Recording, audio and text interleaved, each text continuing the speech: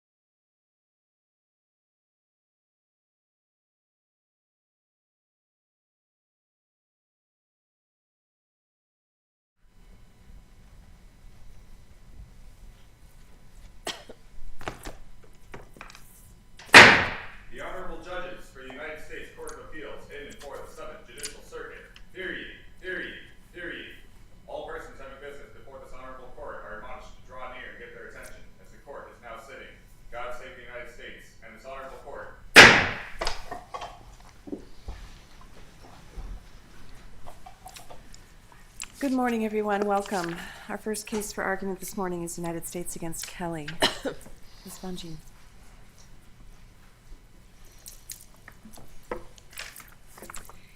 Thank you and good morning, Your Honors. May it please the Court, my name is Jennifer Bonjean and I represent Robert Kelly.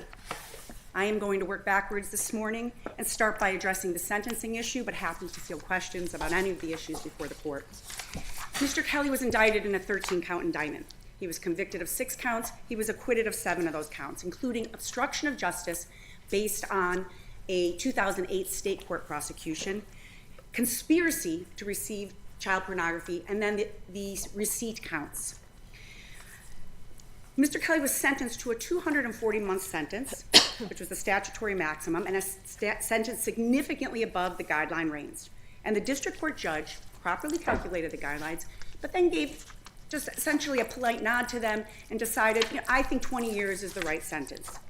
And the district court's justification for the above guidelines range lacked sufficient factual basis, and that is our position. Generally speaking, he relied on acquitted conduct, and he relied on the guidelines today would punish this more severely. Therefore, we should give him an above guidelines range. Now, I want to first start with the acquitted conduct.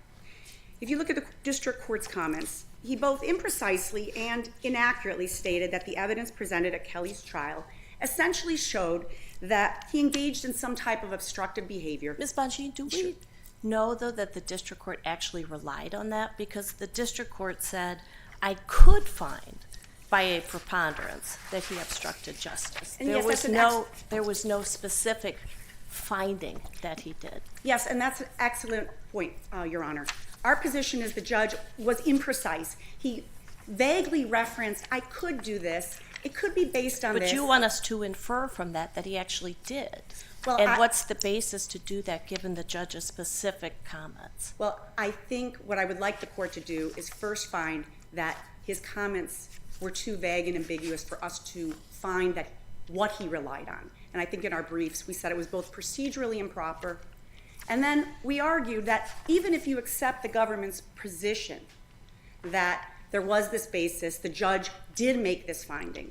And the comments were sort of a little bit of a stream of consciousness, if you will. And he said, I could do it. So our position, as our briefs, I think, set forth, is that it wasn't precise enough. He didn't identify the factual basis. But even if we looked at those factors, they would not provide a basis for an above guidelines range. The district court sentencing seemed very grounded in the 3553 factors and his concern for the seriousness of this offense and your client's history and characteristics, which is exactly what courts must do, is look at the 3553 factors. How do you get around that? Well, I think you still have to look at the guidelines range as a starting point. And I would remind the court that probation found that there was no basis to sentence him above the guidelines. And but that's not determinative. Of course. The court has to look at 3553, which, again, the court spent quite a bit of time on those factors, in particular, the seriousness of the offense, the need for deterrence here, protecting the public. And those were all appropriate factors to look at. But when a court decides to go 72 months above a guidelines range, it still should identify factually specific aggravating factors that would justify it, not simply say there was this acquitted conduct that I could find. And again, our position is the government did not prove the acquitted conduct by a preponderance of the evidence. We know that because the jury acquitted him of the conspiracy to receive child pornography. So this wild goose chase that the judge referenced as sort of a basis for this above guidelines range is not borne out at all. In fact, the jury affirmatively rejected the government's narrative. Different burden of proof. I understand, but it's not logical. We sometimes see cases where maybe the government just didn't meet its burden, right? We can't assume that the jury would have not found it by the lower standard. But in this case, we can tell very clearly that they did not find that those tapes that were the subject of the wild goose chase were child pornography. If they had, they would have at least convicted Mr. Kelly of the conspiracy count. It's the same child pornography. They looked at the images on related to counts 2 and 3. They found it to be child pornography. And then they acquitted him of the conspiracy. Ms. Bonjean, if we agree with you and send this back for resentencing, does your client realize he could end up worse off? Because the court did go above the guidelines, but very significantly, only 1 year is consecutive to the sentence that your client received in New York. So theoretically, if it's remanded for resentencing because of an error, and the court gives a guideline sentence, which is what you seem to be arguing the court should have given, that entire guideline sentence could be consecutive, or half of it, or more than a year, which would put your client in a worse position. So does your client realize that? Yes, Judge. I do think that if the net result was a more significant sentence, it would be retaliatory for exercising his right to appeal. So I don't think the judge could, and I frankly don't think the judge would do that. The judge certainly could. If it's sent back for resentencing, the judge could start over and look at everything. So to say it would be retaliatory, there's no grounds for that or no case law that would support giving a higher sentence or a sentence that would have a more significant consequence. Well, I think the second point is a more I think a valid point to some degree, but I do think there's plenty of case law that says you can't punish someone for exercising their right to an appeal, right? So if the judge were to give a net greater sentence, our position would be that that was retributive. I just want to make sure your client understands that if he wins on this particular point, he has risks that he might get a higher consecutive sentence. Yes, Judge, and frankly, to be frank, kind of all depends on what happens in the Eastern District, because that's on appeal. I understand. That's his life sentence right there, essentially. It's a 30-year sentence. So not to say this doesn't matter, but if that sentence sticks, he probably will die in prison. And that is the reality. So we have had these conversations if the court is asking that, and we understand that. We had those conversations before we even went to trial, frankly, and he understands all of that. I would argue, and just moving on to, again, the general proposition that the general proposition that modern guidelines can just provide a basis for giving an above guideline sentence does run afoul of the ex post facto clause, where the district court is not pointing to some specific aggravating factor. For example, would we have to overrule Coe to find for you, where we said it's okay to look to guideline amendments to justify a variance? No, not at all. In fact, I think the court should rely on Coe. It's okay to look at amendments. That's perfectly okay. You can look at an amendment. But that's not what happened here. So, for instance, if the applicable guidelines didn't take into account, this is not the case, but for instance, the age of the victim, and modern guidelines do take account the age of the victim, then it would be appropriate under Coe to say, I'm going to rely on the age of the victim as a basis for going above the guidelines. But here what we have is sort of this general idea that modern guidelines are more harsh. We care more about child pornography now, and modern guidelines are more serious or punish the conduct more severely. This is just an end run around the ex post facto prohibition. So if the court could have gotten there, but there needed to be some precise basis, and neither the court, the government, or probation, really anyone, has identified a specific aggravating factor that was not addressed in the applicable guidelines. And that is the reason that this is just a Pew violation rather than a proper basis for going above the guidelines. I have about 1 minute left. I want to briefly touch on the statute of limitations issue, which I think the court is probably well versed in. But the point I want to make is that the government seems to think that so long as retroactive application doesn't violate the ex post facto clause, it's good, no problem. And you're not arguing otherwise, correct? I'm not arguing otherwise. What I am saying is that we still have to start with looking at what Congress intended. And that first starts with the language that's used by Congress in the statute itself, which is the best indicator of Congress's intent. And then you can also look at the legislative history. And our position is not only did the statute use language like would and shall, which we know is future type of language, but it contains no language about retroactivity. And in fact, there was language, a prior version of the bill did include language of retroactivity that was excised in the final bill. So I think we could see that Congress intended this to apply prospectively. I see that my time is up. I can address any further arguments on rebuttal. Thank you. Thank you. Mr. Williamson.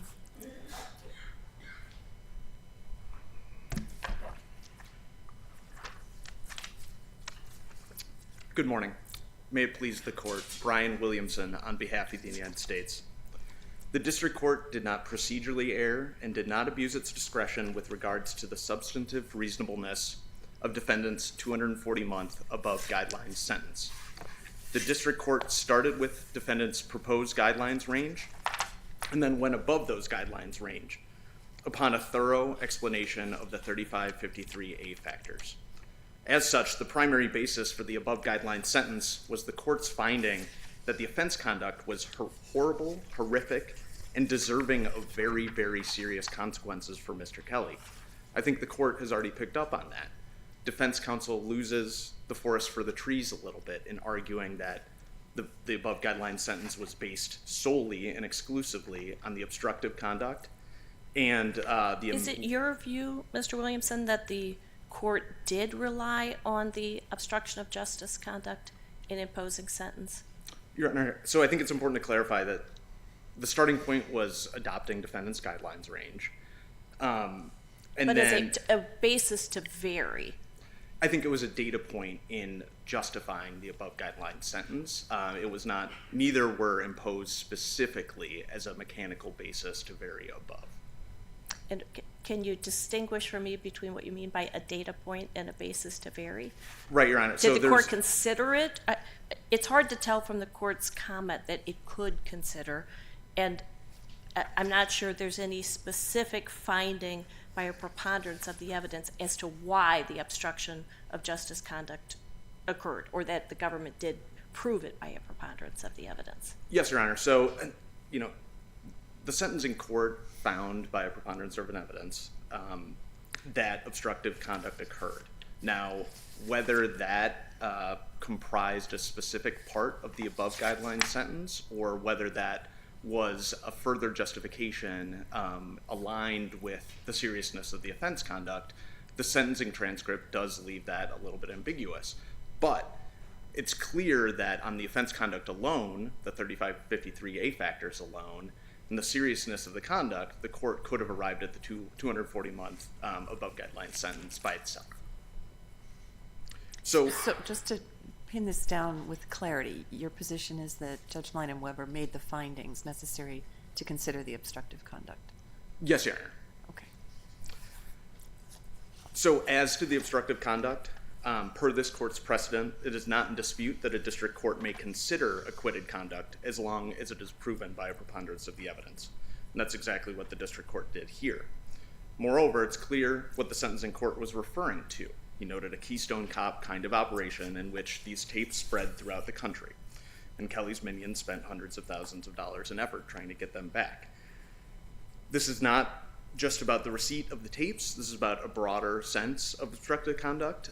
If you read the sentencing transcript in whole, it is quite clear that, as the government argued, there was a broader set of obstructive conduct that was in the court's mind when he made those comments. That included conversations that Kelly, the defendant, and his associates had with Jane's parents during the course of the investigation. The result of those comments, including Jane's family's non-participation in the grand jury and subsequent 2008 state trial, payments made to Jane's father during that time period, and others. The burden on the sentencing court to justify an above-guideline sentence is not high, and it was more than met here by the court's consideration of the 3553A factors. Moreover, it's also not in dispute that there was no ex post facto violation in the court's reference to the evolution of the sentencing guidelines on sex offenses. Defendant concedes as much in his papers. Your Honor, you mentioned the Coe case. And that's exactly on point here. It actually encourages reference to amendments to the guidelines without reading into the limitations that defense reads into it, that those should be used by later sentencing courts in considering whether their sentences meet what Congress was intending. So at end, the sentencing court based its 240-month above guideline sentence primarily on defendant's horrific offense conduct, not in particular on either his obstruction of justice or the evolution of the guidelines. The sentence was thus procedurally and substantively sound. Turning to the statute of limitations question, defendant's indictment for sexual exploitation and inducement of children was timely brought. The statute of limitations period as to defendant's victims never expired, and at the time of the offense conduct, prosecutions were viable until the victims turned 25. But before Jane, Nia, or Pauline reached the age of 25, Congress in 2003 expanded the statute of limitations period to the life of the child. This was unambiguous. Section 3283 states that no statute of limitations that would otherwise preclude prosecution for an offense involving sexual exploitation of a child shall preclude such prosecution during the life of the child. This is a universal approach to changing the statute of limitations. It's forward-leaning and it's backward-leaning. There is and can be no ex post facto violation when an otherwise viable statute of limitations period, such as we have here, is expanded. Multiple courts of appeal agree on that front. And while this court has yet to have occasion to review that specific question with regards to that specific statute, 18 U.S.C. 3283, it has nonetheless agreed with the principle that no constitutional violation occurs in these circumstances. That's the United States v. Gibson case, relying on Supreme Court precedent in Stagner. The application of 18 U.S.C. 3283 should thus not be considered impermissibly retroactive. It is not reviving a previously moribund limitations period. Instead, it is explicitly precluding the application of prior limitations periods that were anything less than for the life of the child. The indictment in this case— Are you saying that the Landgraf analysis doesn't matter given Gibson? I wouldn't set aside— Because it seems like it's a separate issue. The Gibson is the ex post facto argument, and defendant has conceded that's not what he's pursuing on appeal. Instead, he's arguing the statutory construction, that if you look at Congress's intent and look at the framework under Landgraf, that Congress's intent was not to make this retroactive, which is a separate issue.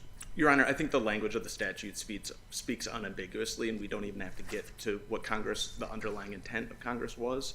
It's hard to read 3283 in a manner that doesn't apply both backwards and forwards. If we do apply Landgraf, it satisfies both the first step and the second step. Defendant spent a lot of time in the brief focusing on the Toosie case and the statements that statute of limitations should be liberally interpreted in favor of repose in criminal cases in particular. Can you respond to that argument, please? Yes, Your Honor, absolutely. So the Toosie case and its progeny, that's a fine statement of what Toosie stands for, but there's always a carve-out for when Congress explicitly provides for otherwise, and it's the government's position that that's exactly what 18 U.S.C. 3283 does. What if we get to step 2 of Landgraf? How would Toosie impact that analysis? So, in a sense, defense is asking for a kind of an exception that doesn't exist with that. Reading repose into the second step of Toosie,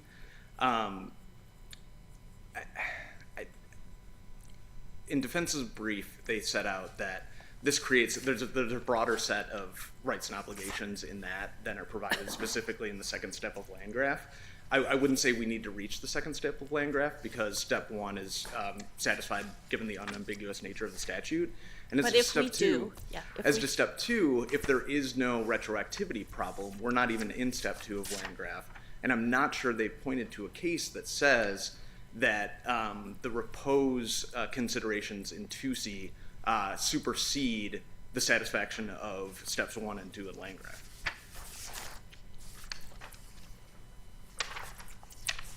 So if the court doesn't have any further questions. Thank you. Thank you. Ms. Bonchain. Thank you, Your Honors. picking up where my colleague left off, our position, of course, is that it is not okay to just jump to the ex post facto problem. And we disagree on the language of the statute and what it suggests. We have express language from the bill version that demonstrates a desire to include a retroactivity provision that was then removed. Now, retroactivity doesn't mean an ex post facto violation. And retroactivity could be an ex post facto violation, but it doesn't mean an ex post facto violation. And so we are in this category where we acknowledge that the government, that this was not, again, a situation where the statute of limitations has expired, but it was still retroactive. And there are still considerations that this court considered, and that the United States Supreme Court has said the starting place. And in Landgraf, the court says the default position is prospectivity. So we shouldn't start with the retroactivity unless otherwise. 2C says criminal statutes should be interpreted in favor of repose. So those general principles, those canons, need to be the starting point. And I think lower courts, to some degree, have gone wayward from that. I think the U.S. Supreme Court might get us back on track with that. And I know some of these... But if the language is clear at step one, that doesn't come into play. Well, the language... we believe I understand you don't think it's clear. Well, I think it's clear in the other direction, but... But if it is not clear in the direction you want it to be, then we don't get into the 2C land. Well, our position is that the legislative history... We also agree that you don't need to get to step two, so we're in agreement on that. But, and obviously, we would acknowledge that some of these circuits have already sided with the government's position on this. The issue is in front of the Second Circuit presently, so... I don't think any circuit has sided with your position. You're right. Yeah, that's correct, but perhaps there will be a split at some point. But our position is that the U.S. Supreme Court would see this differently in light of those general principles, and that we need to start there. And I think the court is well equipped with the information that we've provided and the government's provided to make that decision. I want to get back to this obstructive conduct very quickly. I'm still unclear. I think the government is unclear. Everyone is unclear on how the court reached the above guidelines sentence. And I don't think it's sufficient to just say, well, he spent a lot of time talking or speaking about the 3553 factors, and therefore it's all justified. I think that's dangerous, and I think the court needed to be a little more precise with its factual basis. And notably, the government is focusing this court more on a different set of obstructive conduct, for which Mr. Kelly was also acquitted, that the district court didn't even mention. The government talks about the intimidating behavior, the hush money towards Jane Doe and her family. And in our reply brief, we honed in and demonstrated for the court that is not what the evidence showed. Jane Doe said nothing of the sort. She said there was no hush money. The mother unequivocally said there was no hush money to testify falsely in front of the grand jury. Nothing of the sort happened. They had their own reasons for wanting to not cooperate with the investigation, and it wasn't as a result of Mr. Kelly's conduct. Now, the government, interestingly, is focusing that court in that direction, but the district court didn't mention it at all. So the district court didn't rely. At no point did the district court say, I'm going to give him an above guidelines range because he engaged in obstructive conduct as it relates to his interactions with Jane Doe 1 or her family.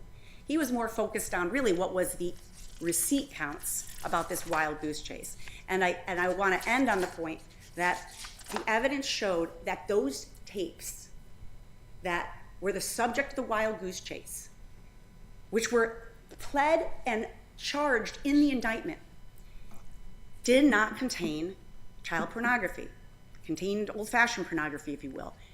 It did not contain child pornography, and the government didn't prove it, which is why the jury came back as it did. And there is really no avenue for the court to find under this lower standard that it did. If it did, then it's unclear why the jury would ever have acquitted any of them on the conspiracy count. So our position is the district court judge got that wrong factually, if he relied on it at all, and that the sentencing justification was too nebulous and that we needed a more precise basis, because how else can Mr. Kelly defend that if he doesn't have a specific articulated basis? With that, I thank your honors. Thank you. Our thanks to all counsel. The case is taken under advisement.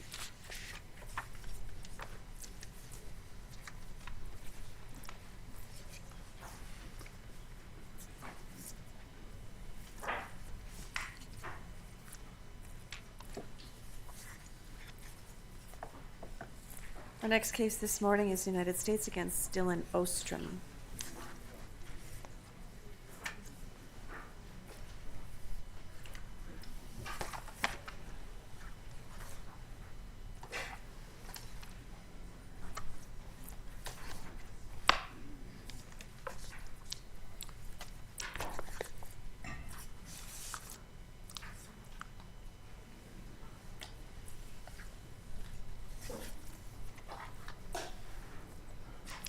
All right. Good morning, Mr.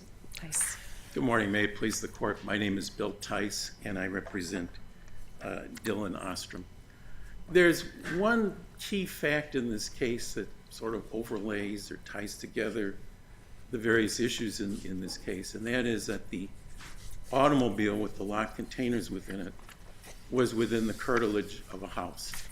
And that has real significance for the question of whether or not the automobile exception is in play, whether or not there would need to be a search warrant.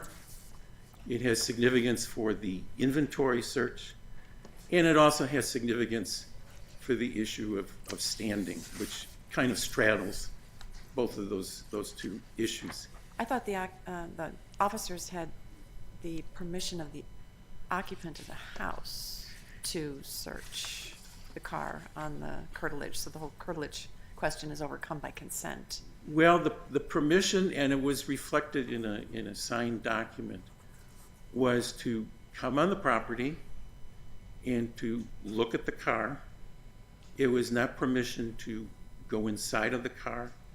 It was not permission to search the containers in the car. That is in the record. It maybe the officers should have, pressed for more, but they didn't. But it establishes the officer's lawful presence in the curtilage, so there's no Fourth Amendment violation involving a curtilage argument. And then the search of the vehicle after the officers ran the VIN number and discovered it to be stolen is justifiable under the automobile exception or the inventory search because they were going to impound the car.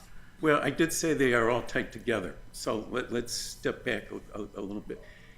I would not maintain that they were illegally on the premises. The owner of the premises said, yes, you can come on. And once they came on, they saw a VIN number which suggested to them that the car was stolen.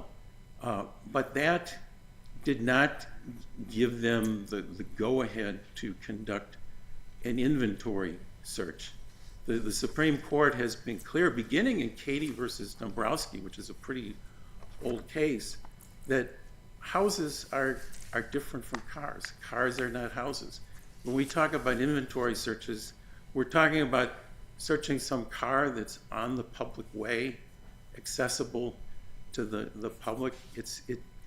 Even the Indianapolis policy statement. But Mr. Tice, isn't that a separate issue from where you started with us? You said the one issue that underlies all of this is that the car was on the curtilage of the property.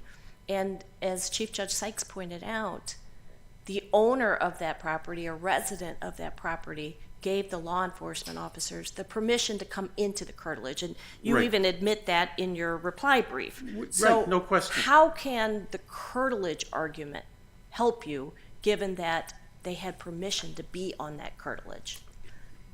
Because inventory searches, and this is reflected in the policy statement, you do inventory searches of a car that is on the public way. You don't do inventory searches of cars that are on private property, even though the owner of the property said you may come on. Let me just give you a very simple example. If they had come to the owner of that house and said, may we go through your basement?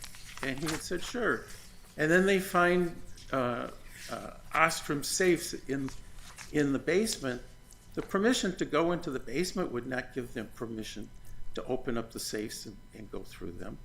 And it's the same thing here with the automobile. They could go on and they could look at the car, but they couldn't proceed to tow it, and they certainly couldn't proceed to open up the safes that are within the car. Why couldn't they tow it once they discovered it was stolen? What There's- principle of law prohibits them from Well, the- impounding the car and towing it? The principle is that there's nothing in the Indianapolis inventory search policy that talks about them towing cars off of private property. Why does that make any difference? It's a stolen car. Okay, it's a stolen car, but it does not give them permission to look through everything that's in the car and open up locked containers that are within the Well, car. that's a separate issue from whether they have permission to tow it, whether they have Right, I justification said they're to tow it. intertwined, but Right. they are separate. They have justification to tow the car once they discover that it's stolen. And it has to be searched before it can be towed for safety purposes. That's well established. And then everything flows from there. Well, I fail to see the safety purposes. Once again, we go back to, this is not an inventory search of a car that's on a public way. Let me go back to the example of the basement. They couldn't come in here and say, you know, we have permission to go into the basement, and for safety reasons, we decided to open up those locked safes. Well, the basement is not going to be towed away to an impound lot. Right, This is a but- movable Right, object. but they and could have have to- left, they could have left the safes there. They certainly weren't opening those safes to protect the interests of Avis Rent-A-Car, a corporation. And I think everyone agrees that Avis didn't own those safes, and they knew that Avis didn't own those safes. So the inventory search, when you get to the nitty-gritty of what to do with the locked containers, really falls apart, and they no longer, because of anything that the owner of the property said to them, had any right to go in and open up those safes.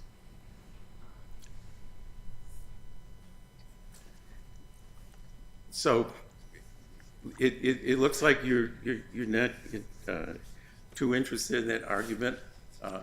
I think that if you're going to look at the other aspects of this case, you have similar problems with the idea that they never needed a warrant, because once again, Mr. Tyson, do you agree that if your client knew this car was stolen, that he did not have a reasonable expectation of privacy in it?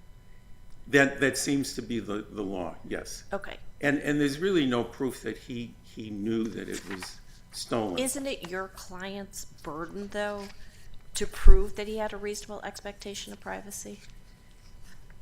It is, but this is where it gets a little tricky, and the case law is maybe not as informative as it should be. He establishes that right by establishing that he had a possessory interest in the car. Without a doubt, he was in possession of that car.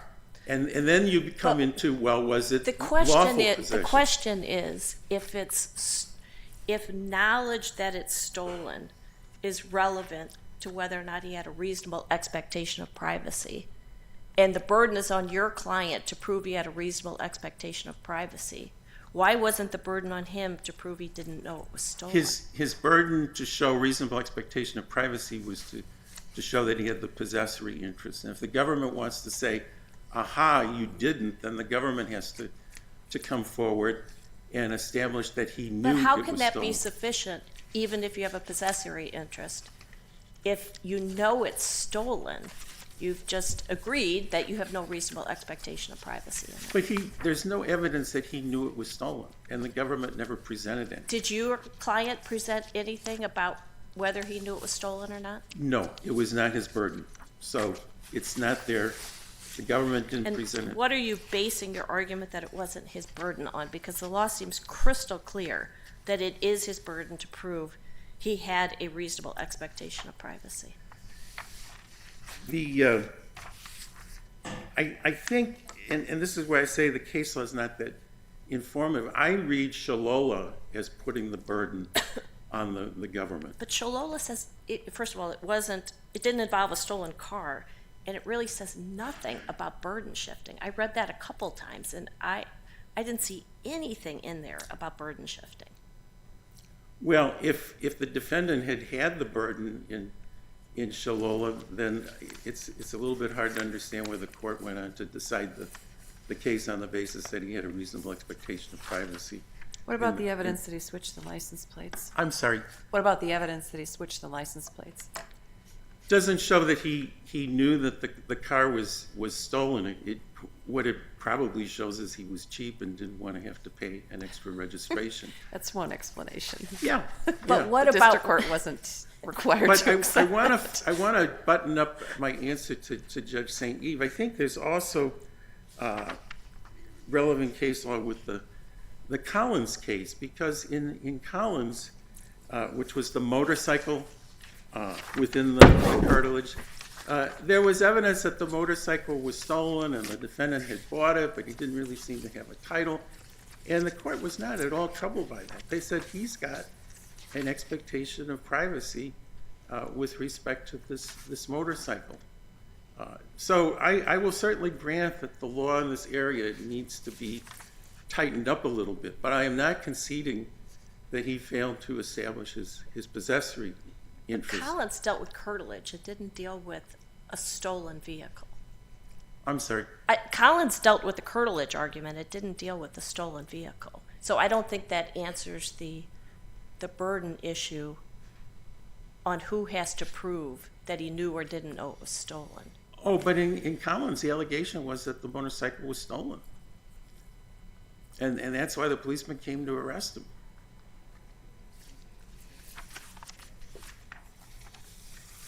Now, we haven't really gotten to the question of whether or not they needed to have probable cause. It's our contention that they needed to have a warrant, and since they didn't have a warrant, case over as far as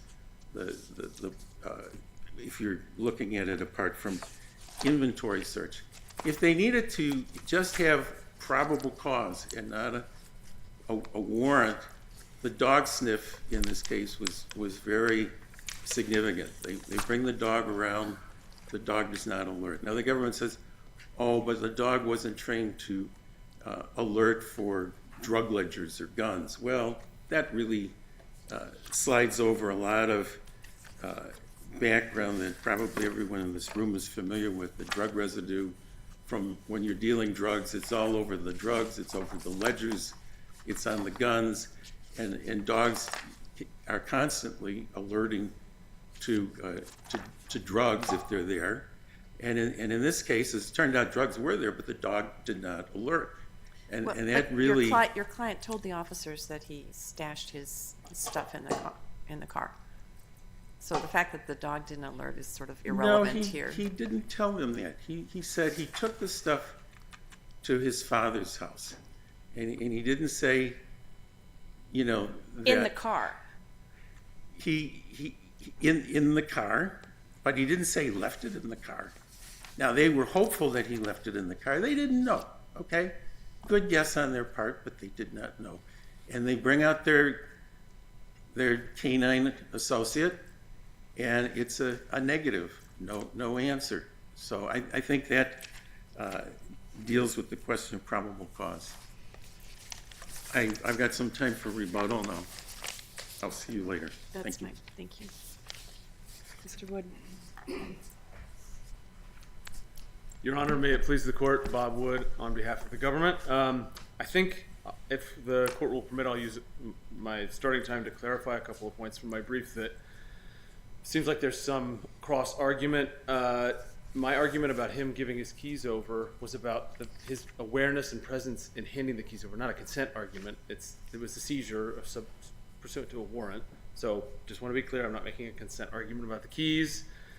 And then also to Your Honor's point a moment ago, there is an Indiana statute that creates a legal obligation to take stolen cars for police officers. It's not part and parcel of the policy itself. It's a legal reference in the policy, and my citation in the brief was to the officer's statement at trial about that law rather than the law itself. But it's in the legal references section of the policy that they have to take, if they know a car is stolen and there's no way that it's not stolen, they have to take it. And just sticking with that for a moment, the citations that Mr. Ostrom makes to support the argument that the inventory policy applies only on public streets come from the definition section for public nuisance cars. So of course those will deal with public streets. There's a separate definition for abandoned cars, which this isn't an abandoned car, but that's the first page of the policy, and it says private property twice. Plus the specific provision of undertaking a search that contemplates private property that we cited in our brief.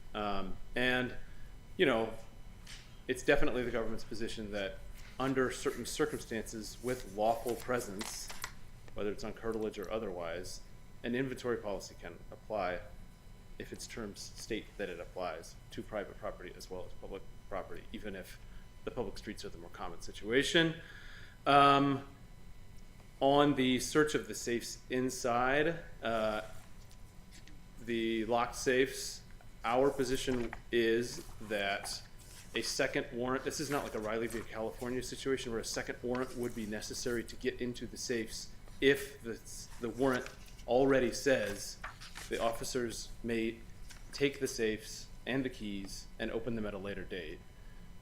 The officers had the keys, they found the safes. This is, under the automobile exception, our view is they can open the safes. Under the inventory policy exception, if they find safes in the car and they have the keys, they can open them. Otherwise, the inventory would be completely incomplete, and they would open themselves up to the kinds of the second sort of problem that Opperman described, which is an accusation that they took something from the defendant.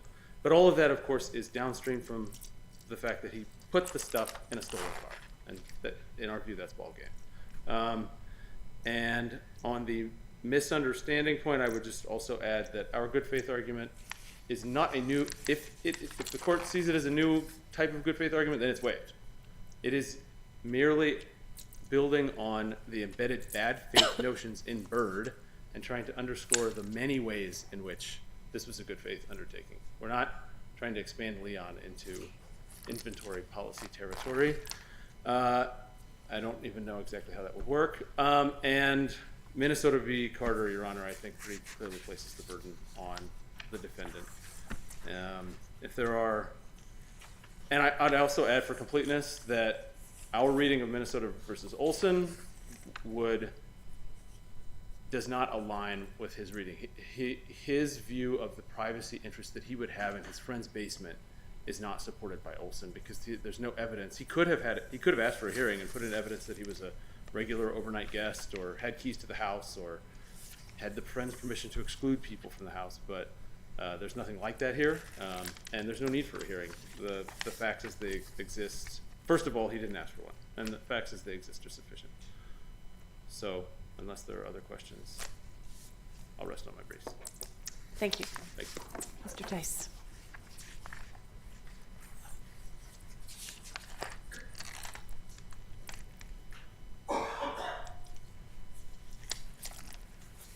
I'd like to go back briefly to the Indianapolis policy statement. Yes, it is true that the policy statement in talking about abandoned cars talks about cars that are on the public way. But the point is a broader one that, as I say, comes from Katie versus Dombrowski, namely that you don't really legitimately talk about inventory searches unless you're talking about a car that's on the public way. Cars that are part of the curtilage, that's a totally different ballgame, and in that sense, the Indiana policy statement doesn't apply at all. And certainly, when we then talk about, the police had to protect themselves by doing an inventory, that rings pretty hollow. Avis is not going to sue them saying, when we opened the safes, we didn't find the guns and marijuana and whatnot that were in there. Avis doesn't care. This is really, taking something that applies in one situation, inventory searches of cars on the public way, and applying it to a situation where the policy statement was never meant to apply. Finally, I notice that the government has kind of backpedaled from its point about good faith, although at this point I'm still not sure how that fits in. And really, this is a case that's got some real issues involved. I don't imagine that you're going to start talking about issues that the government never briefed below and certainly didn't brief here. So I ask you to reverse and remand. Thank you. Thank you. Our thanks to all counsel. The case is taken under advisement. And we'll move to our third case this morning, United States against Tate and Kellogg.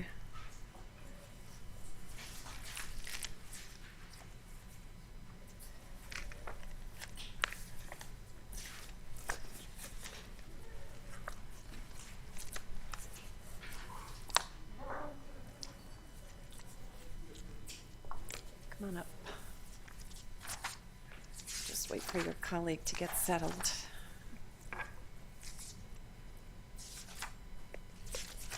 All right, you may proceed. Good morning. My name is Jane Rumley. May it please the court, I represent Sandra Kellogg. I would like to discuss the buyer-seller relationship in the context of an alleged conspiracy and the arguments that was raised by the appellee that the presence of Harris as an assistant to Kellogg somehow proved the conspiracy and added to the proof that a conspiracy existed. In this case... Before you start, Yes. please, you weren't contesting the buyer-seller jury instruction that was given, are you? No, in fact, we did actually rely on it and the conspiracy within a conspiracy instruction because we believe the jury was properly instructed.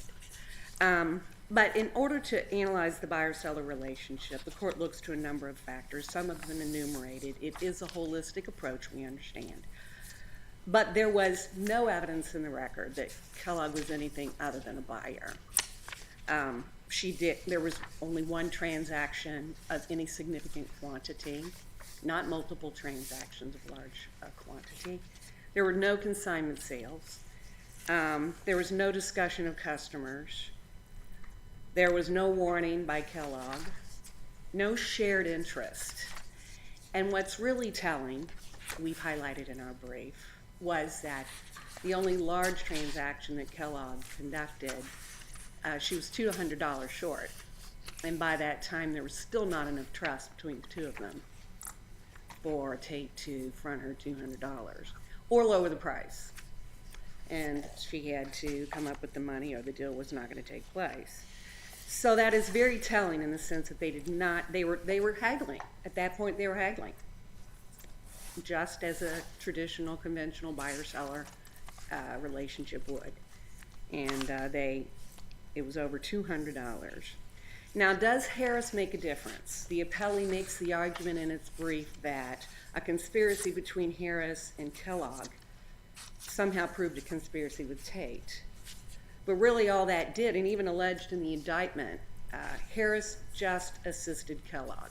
All Harris You seem to concede, maybe that's too strong, but in your reply brief, you almost seem to acknowledge that the government, when viewing all the evidence in the light most favorable to it, established a conspiracy between your client and Mr. Harris. Is that They fair? did work together. They had a Okay. common interest. So you agree that for the conspiracy count, because there was a conspiracy within the conspiracy, you agree the government, given the standard on appeal, the government meets its burden as to a conspiracy with Harris alone? I would agree that there was an agreement between Harris to assist her and they worked together.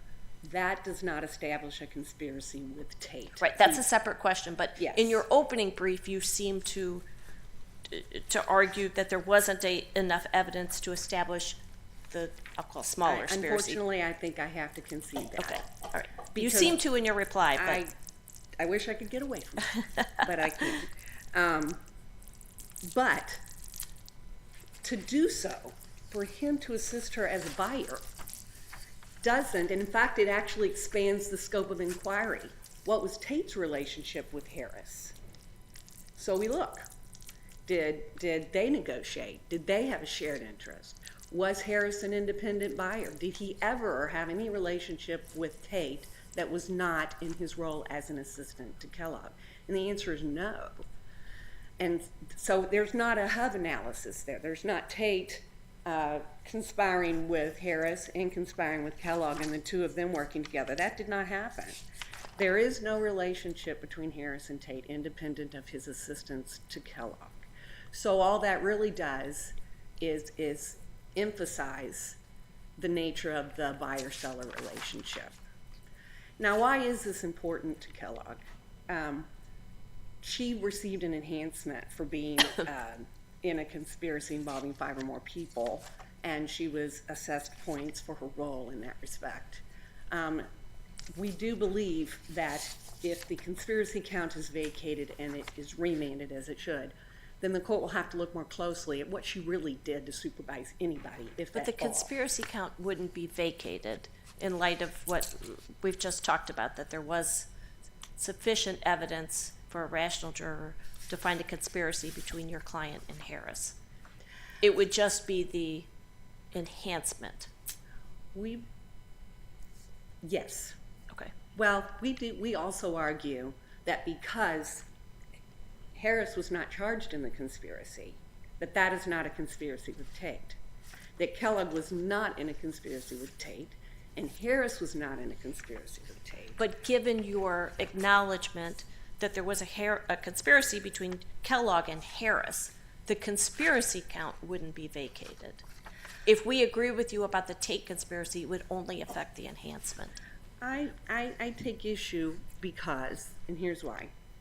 To the extent that a charging information charging a conspiracy can charge unnamed conspirators, then, and the government did argue this, if we prove an agreement with anybody to do anything to sell drugs, then we have made our conspiracy count.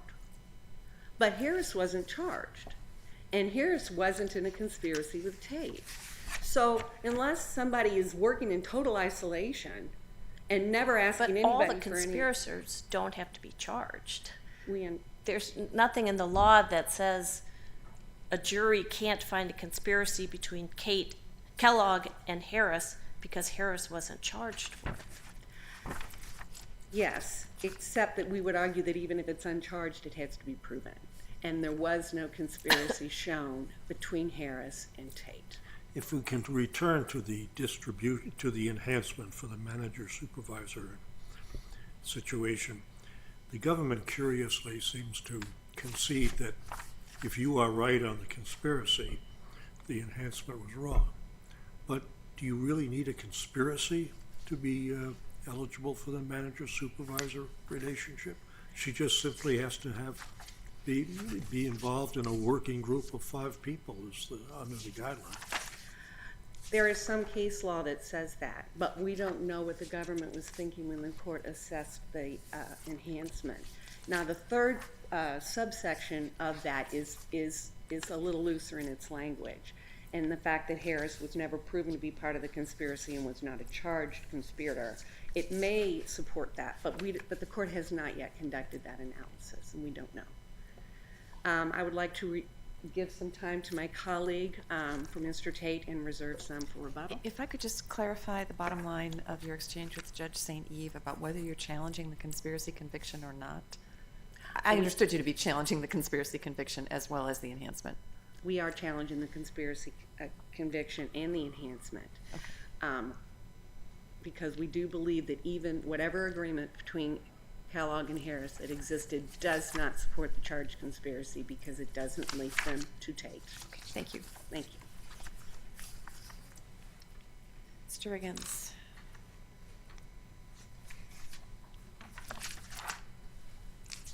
May it please the court. My name is Kenneth Riggins. I represent Christopher Tate, the subject of her conversation with you all just moments ago. Your Honor, I'll get right to it. Mr. Tate's whole argument surrounds the gun that was found in the car in the midst of count 3. Under these circumstances, there was a gun found under the driver's side seat,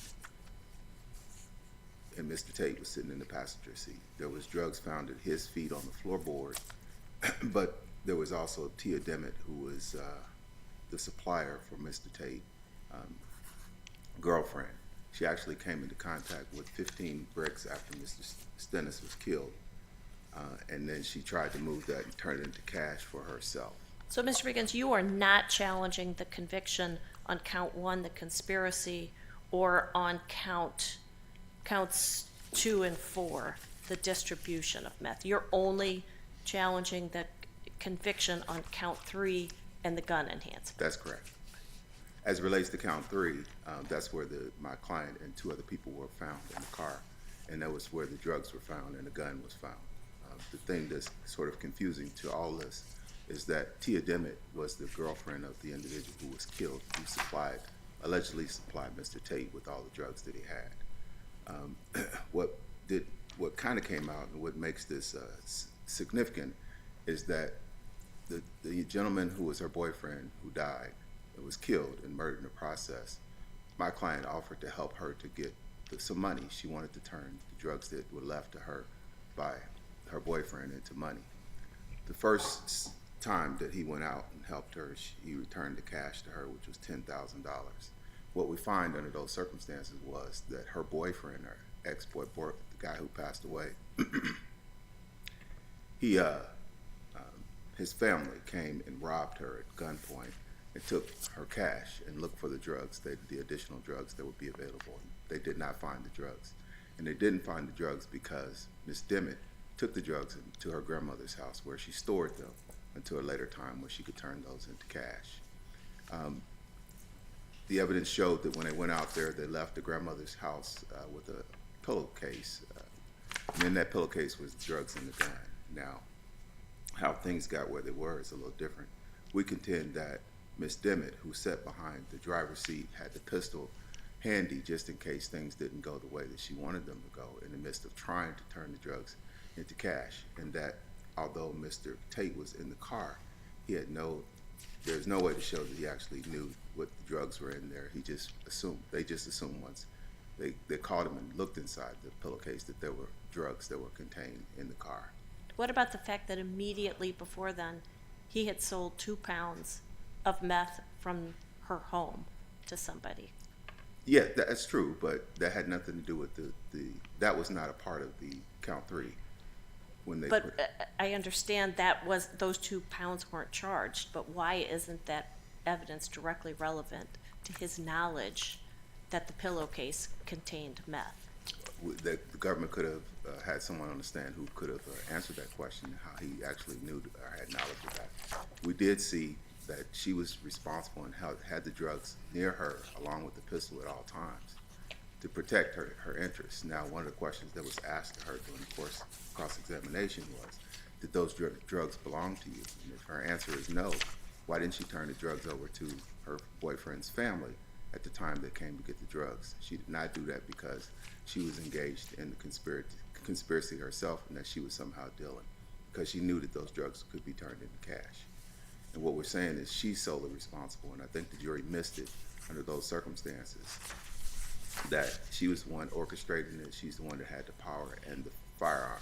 There were no firearms found on my client when they were stopped by the police. Now, if I relate it to the second part, is when Mr.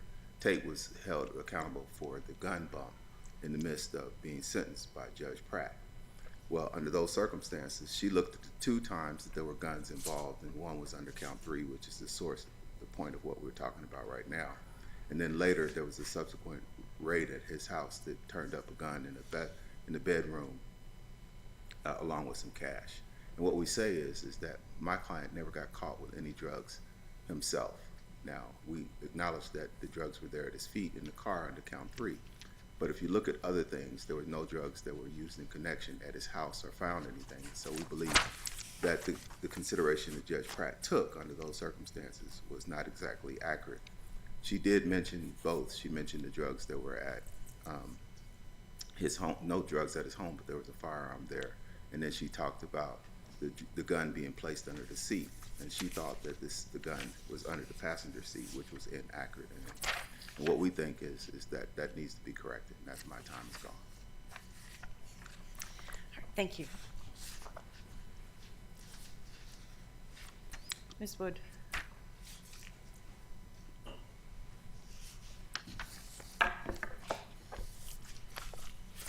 Good morning. May it please the court. Meredith Wood on behalf of the United States.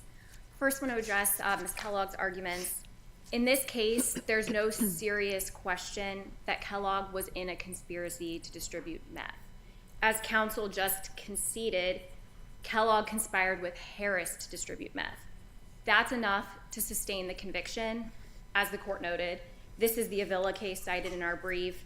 Harris and Tate do not need to have conspired. Harris was named in count 1 of the indictment. He did plead before trial, so he wasn't tried with Ms. Kellogg, but he was named as a co-conspirator in the indictment. And this is, conspiracy law. The prosecution can proceed in a smaller subset of the allegations in the indictment. And the jury was instructed on that, correct? That's correct. They received both the buyer-seller instruction and the multiple conspiracy instruction.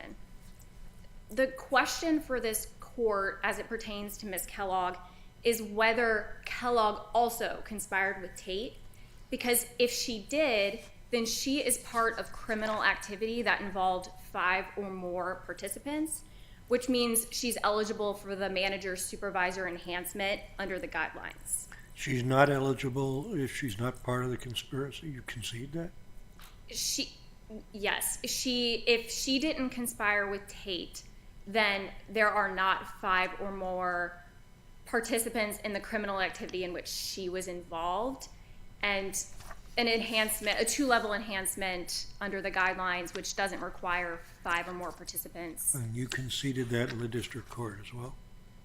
I don't believe that came up in the district court. The court found that Kellogg was part of the Tate conspiracy. I understand you. Yes. But so it never really, this is really, your brief was the first time you had to take a position on it. That's correct. At sentencing, the district court on the Rule 29 motion did address this. Trial counsel made the same arguments they're making now, that there was insufficient evidence that Kellogg conspired with Tate. And the court and the government at trial both noted that the conspiracy with Harris, if there was sufficient evidence, that would sustain the conviction.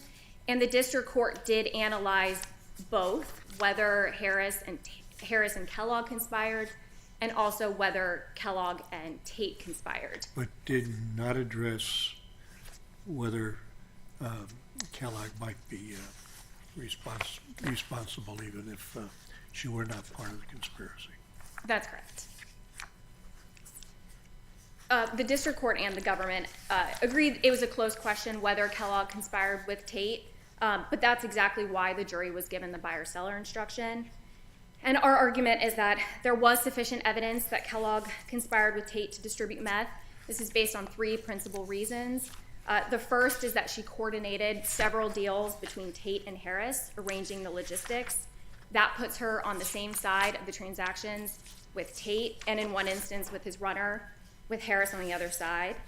Second, there were law enforcement warnings between Kellogg and Tate. Kellogg even says, "I'll ride for you." And then the third are these distribution level quantities over a long period of time. So the 2 transactions that we point to in our brief are these 2 deals in December of 2019. They're pretty similar. In the first one, Harris is the one purchasing meth from Tate's runner, Stewart. Kellogg is the one organizing the deal. She sends Tate's contact information to Harris.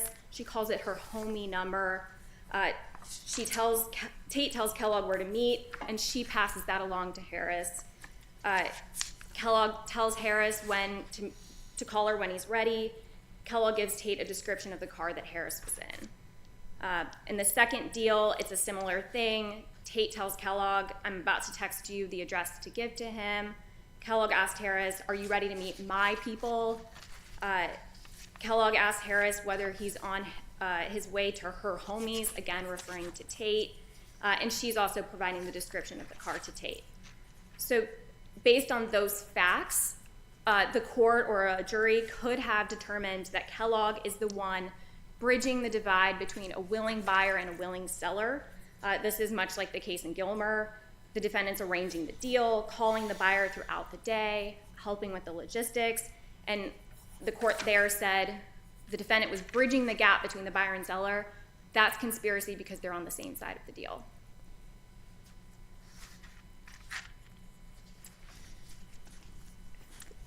I'm also happy to address any other issue if the court has questions, or any of the issues raised by Tate's counsel. Equally happy to rest on the briefs. Time is yours. I will rest on the briefs. Thank you. Thank you. I think, Mr. Riggins, you had run out of time. I don't know if there's any rebuttal left on your principal argument. I think there is, so come on up.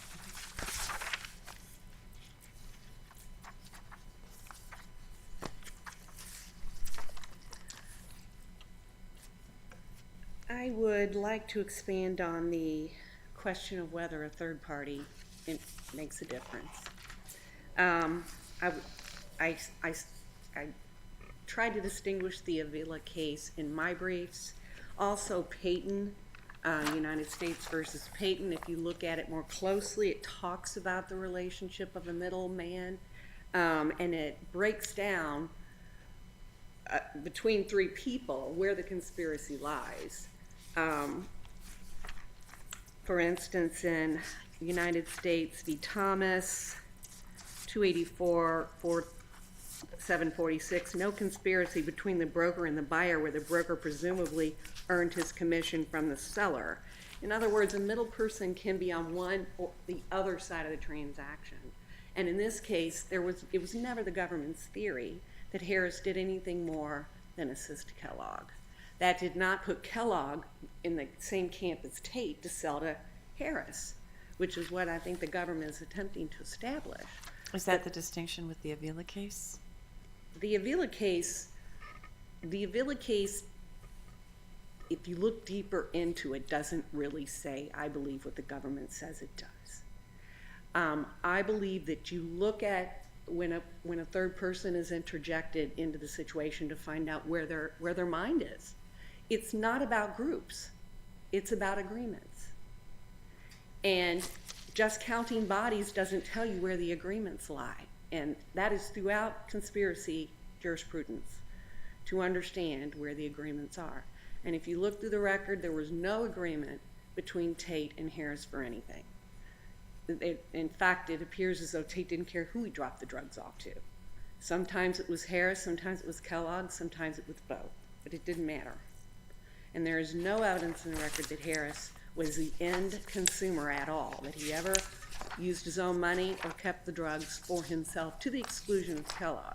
So it's just, it doesn't take her out of that position as a simple buyer in the transactions with Tate. What was the origin of the conspiracy within a conspiracy instruction number 36? I did not try the case, and I don't know, but I believe probably it was a pattern. Submitted by the defense? It might have been. With the buyer and seller instruction? I apologize, I can't tell you how that actually unfolded in the trial court. But I do know that having tried cases in the Southern District, that there are a package of standard instructions that may have been just that. Thank you. Thank you. Our thanks to all counsel. The case is taken under advisement.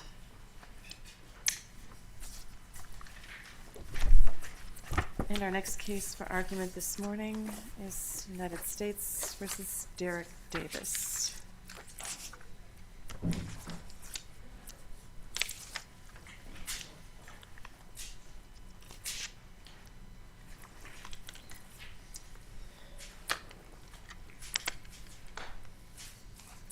right, Ms. Judge.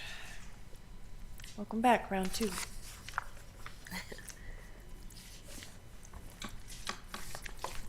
Thank you. Good morning. My name is Mary Judge with the Federal Defender Program, and I represent Derek Davis, the appellant in this case. This case is an appeal of a 21 months above the high end of the guideline range that was imposed on remand, and raises both procedural error and substantive error, or substantive reasonableness. This argument will primarily focus on the procedural error.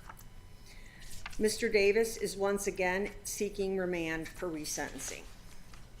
Briefly in background, this panel previously reversed and remanded finding significant procedural error because the judge made inconsistent findings when he, on one hand, adopted the pre-sentence report's recommendation not to apply a Section 2K2.1B6B 4-level enhancement because the jail call at issue and that evidence was insufficient to prove Mr. Davis was involved in a shootout just before his arrest. And then on the other hand, the judge accepted the government's position and argument at the sentencing that the recorded jail call established that Mr. Davis was indeed an active participant. And the judge explained his above guideline sentence at that first hearing in large part by reference to that finding. The judge made the same error and imposed the same sentence on remand. Again, the sentencing decision rests on conflicting findings that cannot be reconciled. At the resentencing, despite expressly stating to the contrary twice during the hearing, the judge had a sustained belief that Mr. Davis was involved in a shootout immediately before his arrest, resulting in the same inconsistency and significant procedural error. This is a very fact-based argument, so it may be helpful to consider and compare the judge's statements at both sentencings. The only real issue in the case is whether the judge continued to believe and rely on the fact that Mr. Davis participated in a shootout despite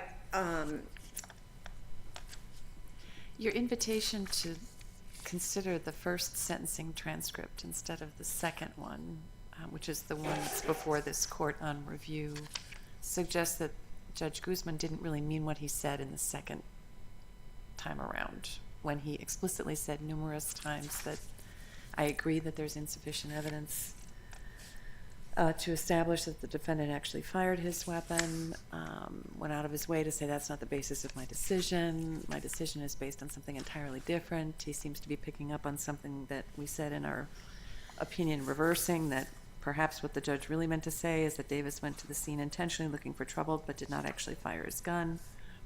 And that type of finding could perhaps be reconciled with the PSR's recommendation of insufficient evidence for the enhancement.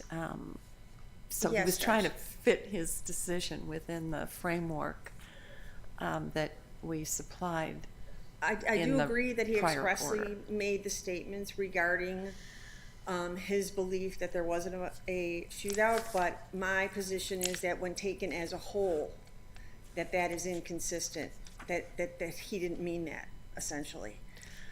That would be a pretty hard thing for us to say, that the judge didn't mean what he said the second time around.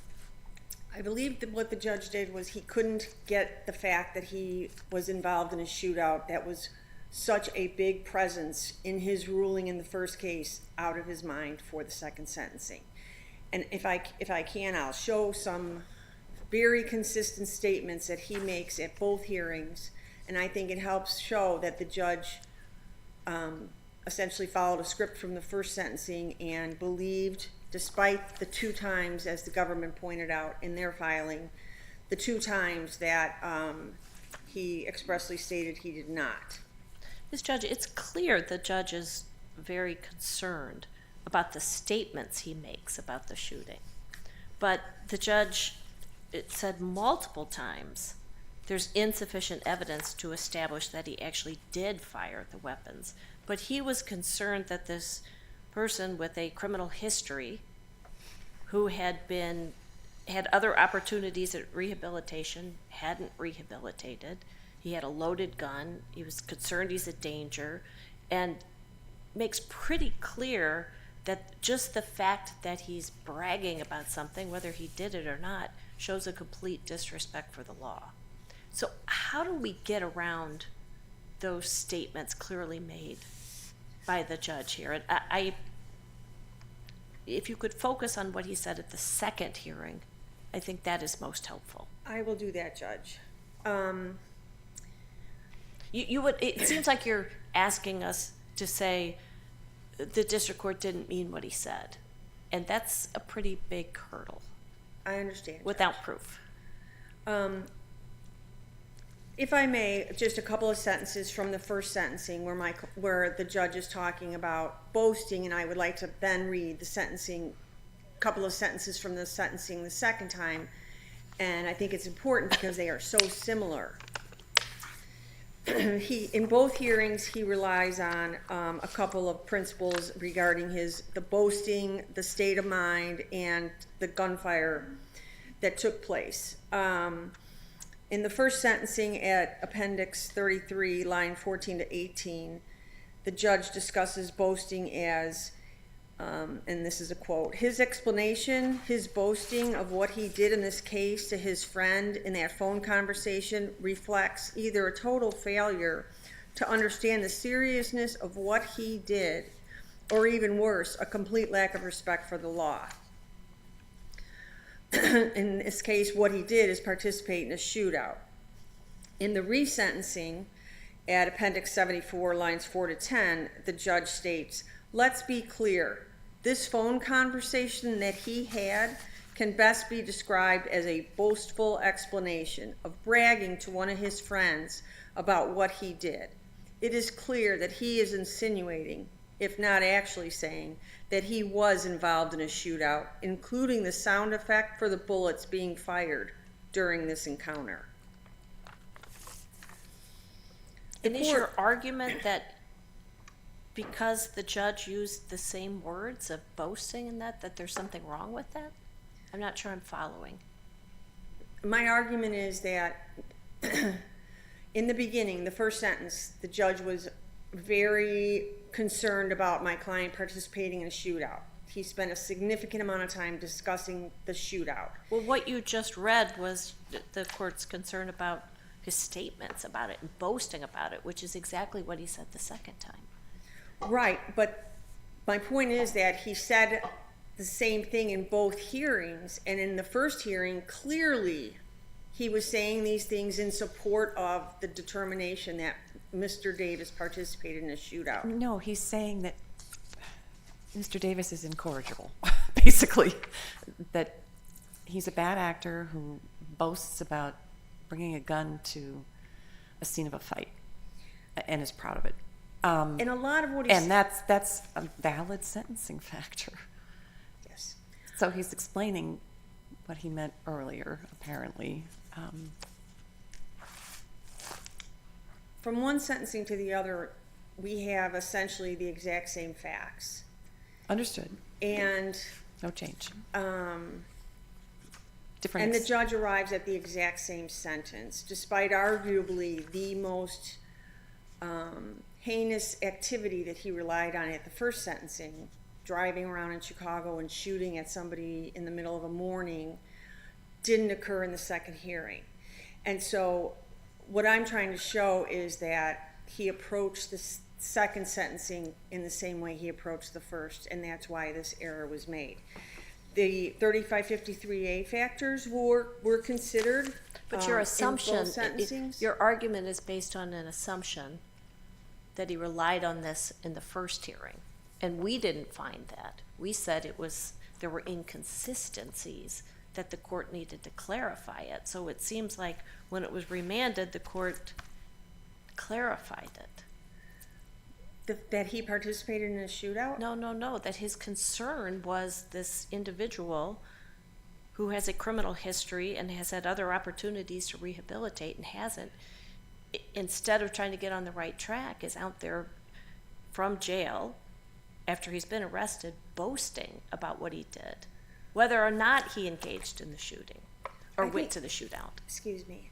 I think it's important to consider that the judge was addressing all the same factors, 3553A factors, client's background, all of that came about at the first sentencing hearing. And then you remove the most egregious conduct from that, and you still arrive at the same sentencing. And I believe that when you have that 84-month sentence being imposed at the second sentencing, and you have the judge pretty much repeating and saying that he is talking about what he did and he doesn't understand the seriousness of what he did, that he's insinuating he participated in a shootout, I think it shows that he still had that in his mind when he imposed the sentence. Thank you. Mr. Siegel.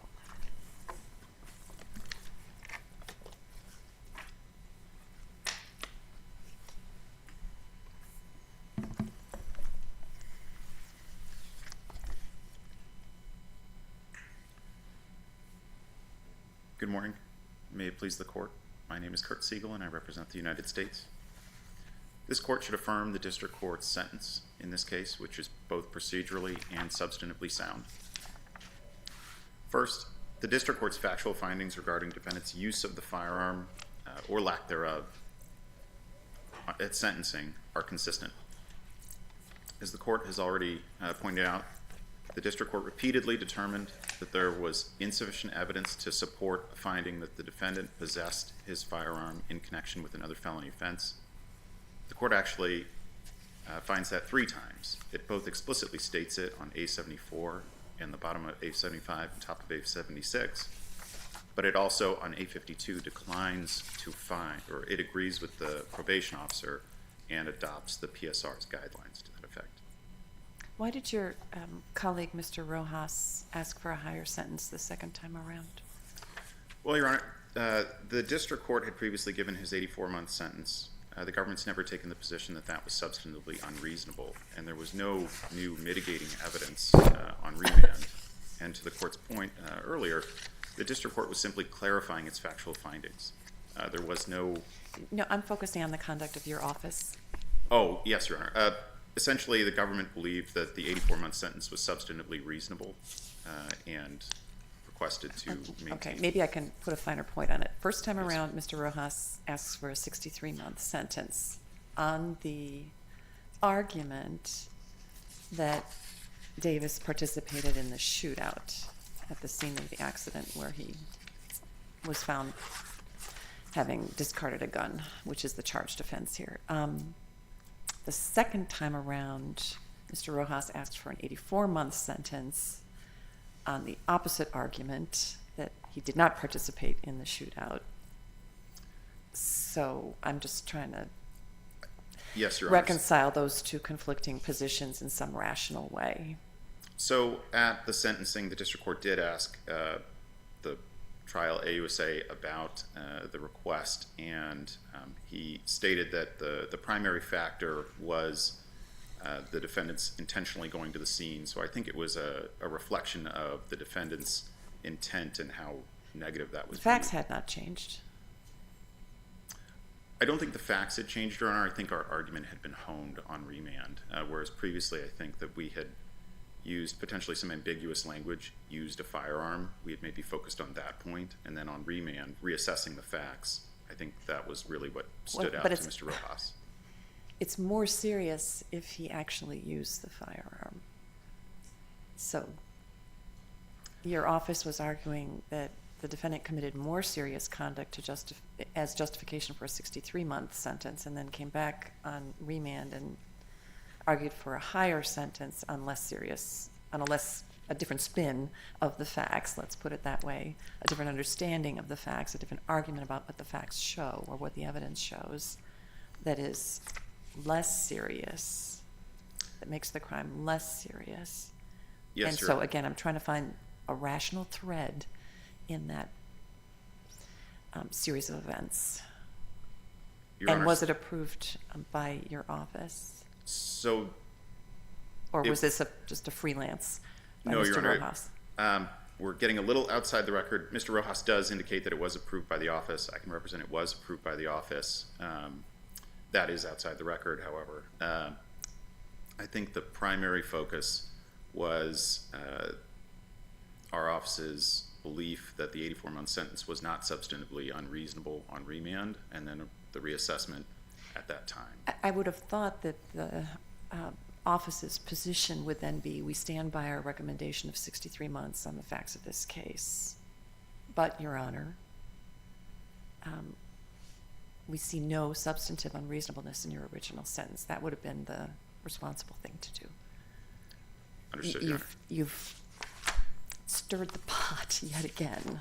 You did so in the first time around by giving conflicting cues to the trial judge about what your argument was based on the enhancement and the sentence that was advocated and the position that you were taking about whether the defendant fired the gun.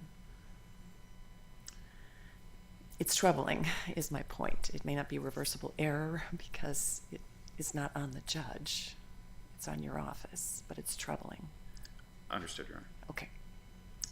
I would state, however, there is one fact that was changed between the sentencings, not to the underlying conduct necessarily, but one fact that was new on the remand, which was the revelation that the contested phone call had occurred 1 week after the fact, 1 week post-arrest, and so that had not been previously presented to the district court. I think that's That wasn't disputed at the first sentencing, though, was it?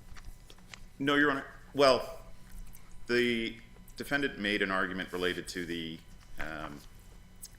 contested phone call that we didn't know when it took place. We didn't really know any details about it. But it And- wasn't disputed. He didn't say, oh, this definitely took place beforehand. No, oh, sorry, let me clarify, Your Honor.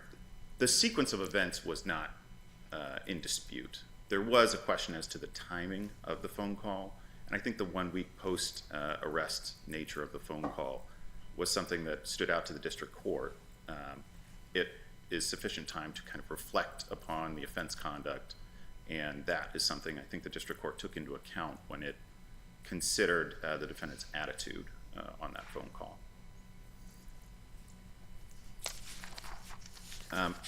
Particularly when it comes to the phone call, I think, Judge St. Eve, you picked up on this. I think the district court was concerned not with the veracity of defendant's statements on that call. He was more concerned with the attitude that those statements reflected. And as the court's pointed out, that's a permissible thing to consider.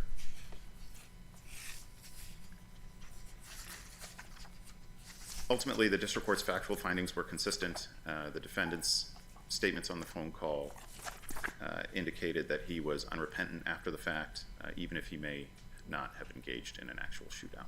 He may not have discharged his weapon. Regarding the substantive reasonableness, based on his reply brief, it appears the defendant may be claiming that substantive error rises and falls with his procedural error claim. That's a little bit of a shift in the briefs. As I've already stated, I don't think there was a clearly erroneous finding of fact because I don't think there was any finding of fact that the defendant had actually discharged his firearm. If there are no further questions, the government respectfully requests that this court affirm the district court's judgment. Thank you. Ms. Judge, I don't know if you had run out of time, but you can have some extra time in a rebuttal if you have anything further to say.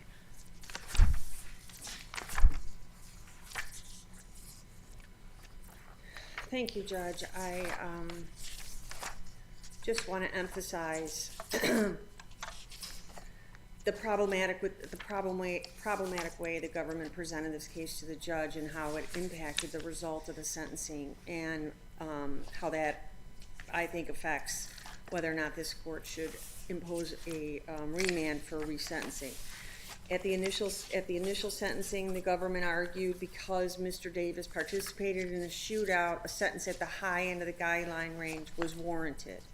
And then at the second sentencing, the government asked for a sentence of 84 months, despite the fact that it conceded that Mr. Davis there was not evidence that Mr. Davis did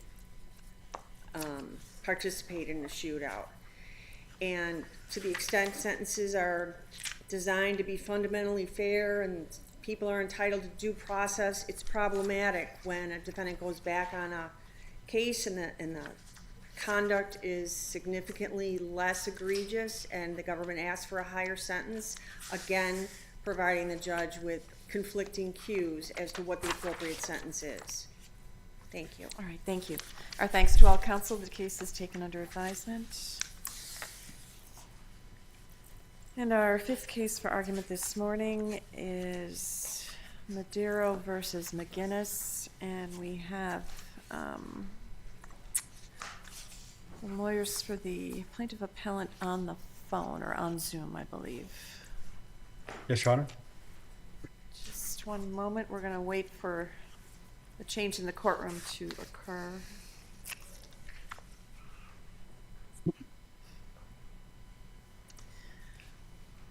All right. I think we're ready to proceed. Go ahead, Mr. Siriani. Thank you, Your Honor. May it please the court. Robert Siriani, appearing on behalf of Mr. Madero. Your Honors, this case stems from a 1983 claim of action against Officer McGinnis, where my client had requested damages for an unlawful arrest. In the case, there are several factors where the lower court erred in granting the summary judgment. The standard for this court is de novo, and we believe there are several factors we could cite to that indicate the grant of summary judgment was improper, and Officer McGinnis did not have probable cause to arrest my client, Mr. Madero. For example, in the appellee's brief, the appellee cites to a code of the Illinois statutes under section 720.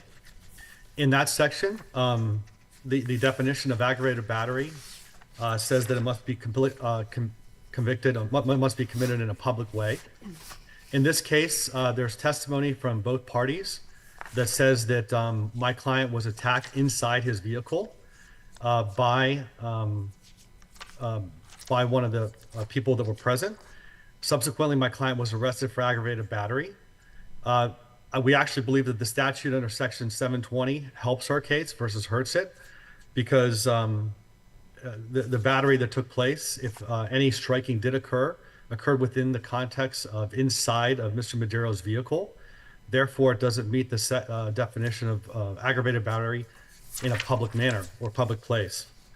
And in addition, my client says that the assailant had jumped into his vehicle, and there were other witnesses who testified that the assailant jumped into my client's vehicle, and that is where the actual alleged battery occurred. In which case, Officer McGinnis does not have probable cause to arrest my client, and that creates an issue of fact for a jury to decide.